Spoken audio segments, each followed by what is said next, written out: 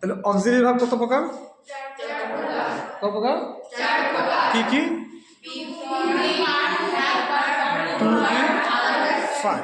Two be গুলো বলো তো। ফাইন। টু হ্যাভ গুলো বলো তো।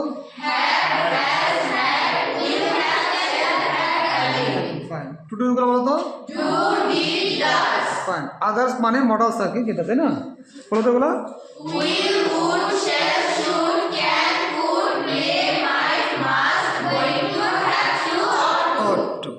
এখন লেখা আছে বি ভার্বের তিনটা ব্যবহার। এই তিনটা কারণে পৃথিবীতে আমরা বি ভার্ব দেখি। যেমন দেখো, হি ইজ ব্র্যাকেটে প্লে দেওয়া আছে, নিশ্চয়ই আইএনজি হবে, তাই না?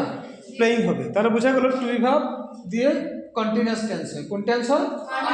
ওকে, হি ইজ প্লেইং যদি হয় তাহলে সেক্ষেত্রে বুঝতে পারলাম এটা কন্টিনিউয়াস হয়ে গেছে। আচ্ছা, এখন যদি প্রশ্ন করি একটা আগে আসে, এটা কোন কন্টিনিউয়াস হলো? প্রেজেন্ট কন্টিনিউয়াস, তাই না? কারণ ইজটা প্রেজেন্টে আছে। আচ্ছা, ইজের পাস্ট কি? ওয়াজ। ওয়াজ দিলে এটা হয়ে যায় পাস্ট কন্টিনিউয়াস। তাহলে বোঝা গেল কন্টিনিউয়াস মানে আইএনজি না। কন্টিনিউয়াস মানে শুধু টু বি, অবশ্যই টু বিও থাকতে হবে, আইএনজিও থাকতে হবে। তাহলে দুটো টেন্স হয়ে গেলাম, এটা হচ্ছে প্রেজেন্ট কন্টিনিউয়াস, এটা পাস্ট কন্টিনিউয়াস। আচ্ছা, ইজের ফিউচার কি?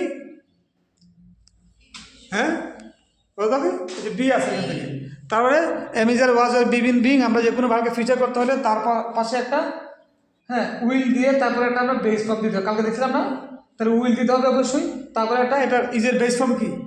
বি, মনে আছে? ইজের বেস ফর্ম ইজটা কোথায় জন্ম হয়েছে? বি থেকে হয়েছে না? বি থেকে জন্ম হয়েছে কি? এই যে এগুলো তো সব বেস। এগুলো কি? এই যে বেস, এগুলো বেস, এখান থেকে এগুলো জন্ম হয়েছে। কথা ক্লিয়ার? তাহলে যদি আমরা ইজ ফিউচারকে বলতে ইজ প্লেইংকে ফিউচার করতে, ইজের ফিউচার কি? Will be.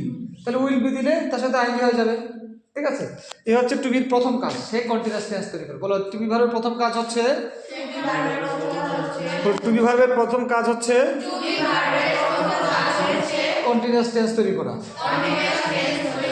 তাহলে কি বোঝা গেল? তার মানে বোঝা গেল কন্টিনিউয়াস টেন্স আছে কারণ পৃথিবীতে টু বি ভার্বটা এই কারণে আসছে। যদি টু বি ভার্ব ছাড়া কখনোই কন্টিনিউয়াস টেন্স সম্ভব না।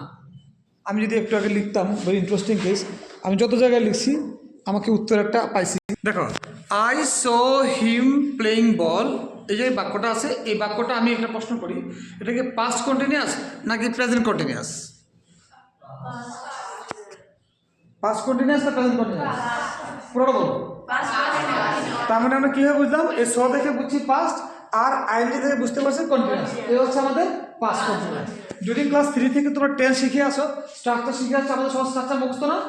হ্যাঁ, এগুলো সব জ্বলে গেছে, তার প্রমাণ এখন দিলাম। অর্থাৎ এটা কন্টিনিউয়াস না, এটা প্রেজেন্ট কন্টিনিউয়াস না, পাস্ট কন্টিনিউয়াস না। একটু আগে শিখলাম না আমরা যে কন্টিনিউয়াস হতে হলে টু বি ভার্ব থাকবেই। এখানে টু বি ভার্ব আছে, আই সো হিম প্লেইং বল, এখানে টু বি ভার্ব আছে না? তার নিশ্চিত থাকো কন্টিনিউয়াস টেন্স হতে হলে অবশ্যই টু বি ভার্ব থাকতে হবে। কথা ক্লিয়ার? তো এখন যা তোমার নির্দ্বিধায় বললা যে পাস্ট কন্টিনিউয়াস, তার মানে আমাদের স্ট্রাকচার কোনো কাজে আসে না। এই যে শিখলাম সাবজেক্ট প্লাস বি3, এগুলো আমাদের কোনো কাজে আসে না। আমি কি প্রমাণ করতে পেরেছি? কিন্তু এখন দেখবা যে টু বি থাকা মাত্রই বুঝবো এটা কন্টিনিউয়াস টেন্স হতেই হবে। টু বি থাকবে, আইএনজি থাকবে, এছাড়া কখনোই কন্টিনিউয়াস বলা যাবে না। এটা কোন টেন্সে পরে আসতেছে, এটা কন্টিনিউয়াস না নিশ্চিত, কারণ তার আগে আইএনজির সাথে ভার্বেতে আইএনজি আছে, ঠিক আছে, কিন্তু টু বি আছে কোথাও নাই। তাহলে আমি নিশ্চিত এটা যেই টেন্সই হোক না কেন এটা কন্টিনিউয়াস না। তার মানে কন্টিনিউয়াস টেন্স চিনার আগে বোঝা উচিত ছিল আমাদের টু বি ভার্ব চিনি কিনা। তখনই বলতাম যে টু বি ভার্ব মানেই কন্টিনিউয়াস তার হতেই হবে, যদি একটা ভার্ব থাকে আমাদের আইনজি হতে হবে। কথা বোঝা গেছে? তারপরে আমরা ভয়েস পারি, তাই না? আগেরটা পরে, পরেরটা আগে, তারপরে ভার্বটা ভিতরি। হ্যাঁ, কিন্তু ইন্টারেস্টিং হচ্ছে এই টু বি যদি না থাকতো অবশ্যই, যেমন বল ইজ প্লেইং হবে না প্লেইং হবে? একটু আগে দেখছো হি ইজ প্লেইং, ঠিক আছে না? কারণ টু বি আছে তো আইএনজি কিছু। এখন বল আছে, ইজ আছে, প্লে আছে, তো একই তো জিনিস, কিন্তু আইএনজি হওয়ার কথা না? তাহলে বল ইজ প্লেইং মানে তাহলে বল খেলতেছে, বল খেলতে পারে। তখন বুঝা গেল আরেকটা জিনিস আমাদের লেগে গেছে, সেটা হচ্ছে সাবজেক্ট অবজেক্টের সেন্স। আমাদের ধারণা বাক্যের শুরুতে যে থাকে সে সাবজেক্ট, তাই না? সাবজেক্ট মানে কি? সাবজেক্ট যদি হয় কর্তা, কর্তা ভাঙলে কি হয়? ক্রিয়া করণে বলা। তাহলে এই খেলা কে খেলতেছে? হি, পাইছি। তাহলে বল ইজ প্লেইং, তাহলে কেটা খেলে? বল খেলে। কিন্তু বাস্তবে মিলতেছে না মগজের সাথে, বল তো বল খেলতে পারে না। এটাকে বলা হয় প্যাসিভ বাক্য।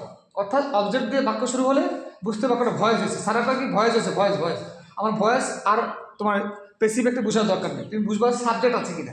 এখানে কে খেলে? খেলনে বলা আছে নাই, যদি খেলনেওয়ালা বা ব্র্যাকেটের মধ্যে ভাবটা দেওয়া আছে ওই ভাবটা করনেওয়ালা যদি না থাকে তুমি নিশ্চিত থাকো বাক্যটা ভয়েস আছে তোমাদের ভাষায়। আসলে পেসিভ বাক্য। পেসিভ মানে উজ্জ মানে নাই, কে নাই। এই যে কাজটা করছে সাবজেক্ট তথা কর্তা নাই, তার যখন বাক্যে কোনো কর্তা থাকবে না এটা হচ্ছে পেসিভ। আর পেসিভ হতে হলে অবশ্যই টু বি থাকতে হবে, আছে টু বি, এবং যে ভার্বটা আছে ভিতরি হতে হবে, কি হতে হবে, তাহলে প্লের ভিতরি কি প্লে, অ্যান্সার হবে বল ইজ প্লেড। কথা বোঝা যাচ্ছে? আমাদের কলেজে রাইটার ভাবে মিনিমাম 3 থেকে 3টা প্রশ্ন এর উপরে পাবা, মানে সাবজেক্টটা বুঝতে হবে, তারপরে আমাদের বুঝতে হবে এটা পেসিভ হবে মানে কন্টিনিউয়াস হবে, ঠিক আছে? বড় লেকচার আছে। তাহলে তুই ভাবে কাজ করা পাইলাম দুইটা, একটা হচ্ছে কন্টিনিউয়াস টেন্স তৈরি করা, একটা হচ্ছে পেসিভ বাক্য তৈরি করা। বলো তুই ভাবে কাজ কটা? কি কি তৈরি করা আর পেসিভ বাক্য তৈরি করা। তা রুল শিখে ফেলে একটা, কন্টিনিউয়াসের নিয়ম হচ্ছে টু বি থাকতে হবে, আইনি থাকতে হবে। কটা টেন্স শিখলাম? 3টা হয়ে গেল, present continuous, past continuous, future continuous. যেমন he is playing present continuous, was দিলে পাস্ট কন্টিনিউয়াস, ইজ এর ফিউচার, উইল বি দিলে ফিউচার কন্টিনিউয়াস। শেষ। আমরা কাজ করতে শিখেছেন, তুই হবে কাজ শিখে গেলাম মাঝখান দিয়ে 3টা টেন্স কন্টিনিউয়াস শেষ। আসলে বয়স তো শিখে গেলাম, বয়সের নিয়ম কি, তুই ভাব থাকতেই হবে এবং ভাবটা ভিতরে থাকতে হবে। শেষ। কোনো স্ট্রাকচার বলছি কিছু বলি না, এখন পারবো না। এখন দেখো he is player, he is a player, সে একজন খেলোয়াড়। তাহলে ইজ ভাবটা কন্টিনিউয়াস কাজ করেছে, কন্টিনিউয়াস করেছে। আমরা তো জানি টু বি থাকা মাত্রই অবশ্যই এটা কন্টিনিউয়াস হবে বা পেসিভ হতে হবে, আর কোনো রাস্তা নেই। তাহলে এটা কি তা, এটা মেইন ভাবে কাজ করেছে। কিসে কাজ করেছে মনে থাকবে?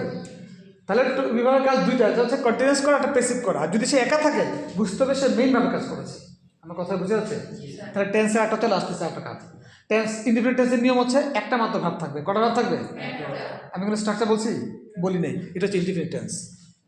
অর্থাৎ বলো যদি কোনো বাক্যে একটি মাত্র ভাব থাকে বাক্যটি, বলো বাক্যটি ইনডিফিনিট হয়ে যাবে। যেমন দেখো লিখতেছি আই গো দেয়ার, ভাব কটা আছে? চোখ বন্ধ করার ইনডিফিনিট টেন্স, মনে থাকবে? হ্যাঁ। তাহলে আই সো হিম প্লেইং বল, এই বাক্যে কটা ভাব আছে? না, ভুল। এই ভাব হচ্ছে একটা, এটা হচ্ছে মৃত ভার্ব। আমি বলবো কিছুদিন পরে। ভার্ব মারা যায় দুই ভাবে, ভাবের সাথে আইনজি দিয়ে বা টু দিয়ে। কি বলছি? ভাবের সাথে আইনজি থাকলে বা টু থাকলে ভাবটা ভাব থাকে না, এটা মারা যায়।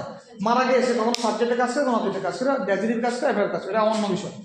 তারপর বুঝে পেলে এই বাক্যে কটা ভার্ব আছে? তাহলে চোখ বন্ধ করে হচ্ছে ইনডিফিনিট টেন্স। কোন টেন্স? ইনডিফিনিট কত হয়? এটা 3টা, প্রেজেন্ট প্লাস ফিউচার। তাহলে এটা কোন ইনডিফিনিট? কি বুঝতে পারলাম? সি এর ফার্স্ট। সো কথা ক্লিয়ার? ফিউচার যদি হয়তো বলতে উইল সি। কথা ক্লিয়ার? টেন্স পড়ে শিখলাম 6টা, 3টা ইনডিফিনিট, 3টা কন্টিনিউয়াস। হয়েছে? আমি টেন্সের ক্লাস করাচ্ছি না, আমরা টু ভাবে কাজ করতেছি। টু ভাবে কাজ করতে গিয়ে 6টা টেন্স পেয়ে গেলাম।